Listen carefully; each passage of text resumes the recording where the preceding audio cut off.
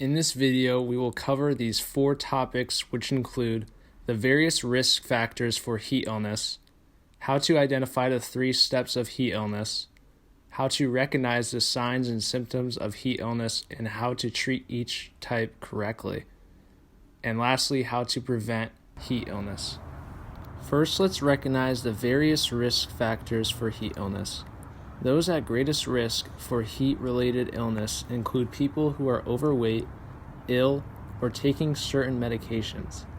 Additional risk factors include fever, dehydration, heart disease, mental illness, poor circulation, and sunburn. Acclimatization, the temporary adaptation of the body to work in the heat that occurs gradually with exposure to ambient heat. The body needs time to adapt to working in the heat.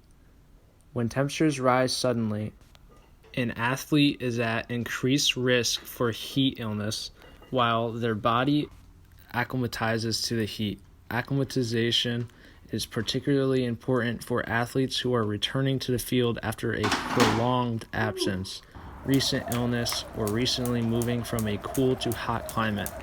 For heavy conditioning under very hot conditions, a period of 4 to 10 days of progressively increasing workout time is recommended. For less severe conditions, 2 to 3 days of increasing activity and duration are recommended. Beverages such as coffee, tea, or other drinks containing caffeine will dehydrate the body and increase the risk of heat illness. Environmental risk factors for heat illness are defined in the regulation to the conditions which create the possibility of heat illness to occur, including air temperature, relative humidity, radiant heat from the sun, and other sources.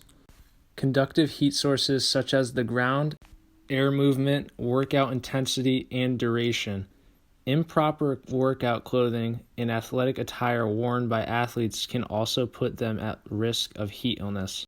The heat index is the temperature the body feels when heat and humidity are combined.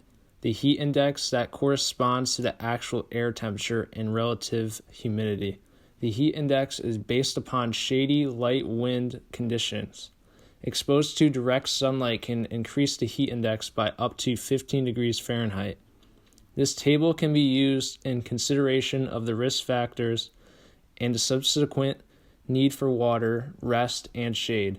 Regardless of the actual ambient temperature, provision of water and shade, as described above, should be implemented whenever the heat index exceeds 90 degrees Fahrenheit. Alright, it's time to wrap up this video with some strategies on how to prevent heat illness. General prevention procedures include resting in shaded areas, staying hydrated, and avoiding vigorous physical activities in hot and humid weather.